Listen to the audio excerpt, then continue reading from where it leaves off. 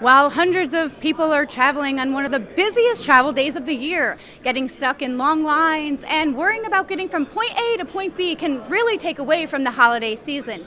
But if you pay attention to what's really happening around you, you may just find out why coming home for the holidays is all worthwhile. People in the Lake George community say they are very disturbed and disappointed that the last Howard Johnson standing could be closed for good. Police are still looking for whoever is responsible for this graffiti.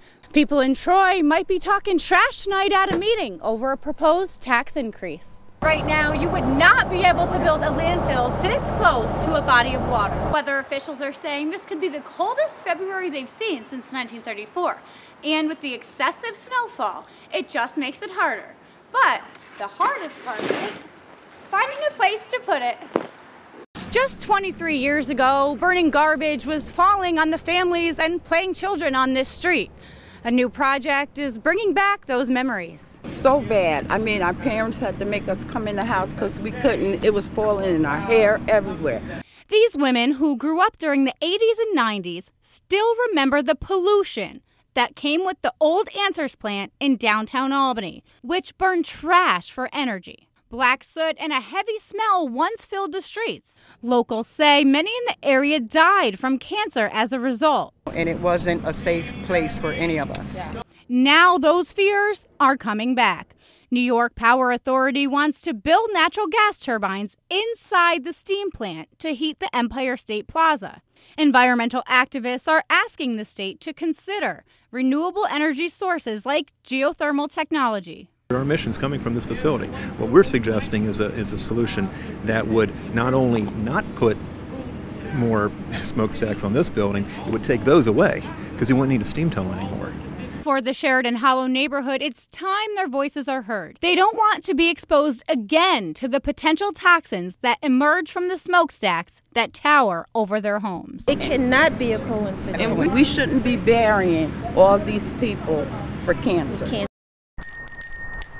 That sound you might recognize. It comes from the Salvation Army bell ringers, who are outside grocery stores and malls around the holidays.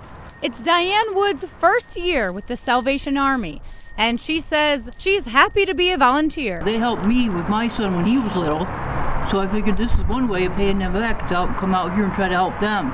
She collects donations outside the Aviation Mall in Queensbury and says it has been going well until Tuesday night when she left her post for a 15-minute dinner break.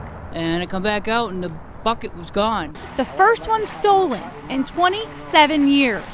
Later found, pried opened, and empty. The thief made off with an estimated $150. I would do 6 families for Christmas. Police say that whoever stole this red kettle on Tuesday night must have used a tool to pry off the chains and the locks. We've taken all the units in, we've reinforced everything, we put new hardware, new chains on, so we were good to go the next morning.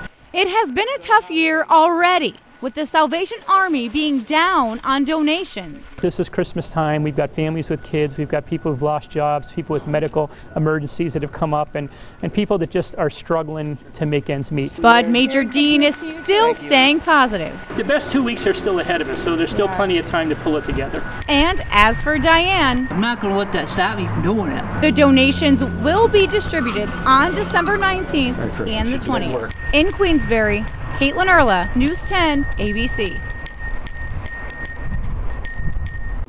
Pretty soon in Glens Falls, pet owners may be able to take their beloved cats or dogs with them to the grave. Losing a pet is never easy. It's hard, but we love them and they're like our family. That's Mary Willie, an animal lover and a longtime pet owner. She knows what it's like to lose a beloved animal, and she likes the idea of being with her pets for all of eternity. I'd love it. I wouldn't mind being buried with my dog. Come on, Belle.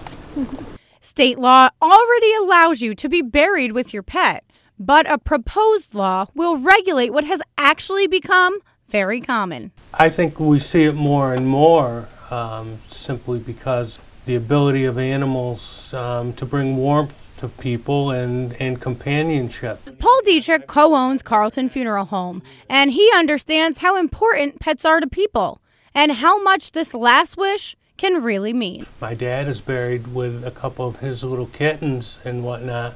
They meant the world to him. The proposed law will require a $50 fee, and the pet's cremains must be buried at the same time as the owner, in the same plot. Dietrich says people want to be buried with items that have been important to them during their lives, and that can give surviving family members some comfort. I think that the big thing for us is to see people rebuilding themselves after their loss, and somewhat with our help.